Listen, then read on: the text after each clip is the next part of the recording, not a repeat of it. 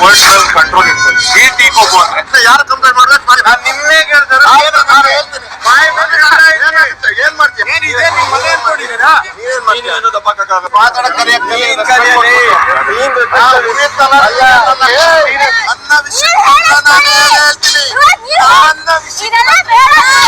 ನಾನು ಆಡ್ಬೇಕಾದ ಜಗಳ 8 ವಾರ ಆಡ್ಬಿಟ್ಟಿದ್ದೀನಿ. ಈಗ ಆಡ್ತಿದ್ದಾರೆ.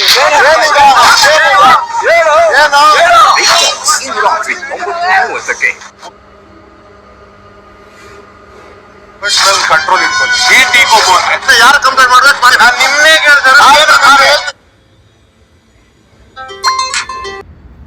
ಇವತ್ತಿನ ಎಪಿಸೋಡಲ್ಲಿ ಧ್ರುವನ್ ಜೊತೆ ಎಲ್ಲರೂ ಜಗಳ ಮಾಡ್ತಾಯಿದ್ದಾರೆ.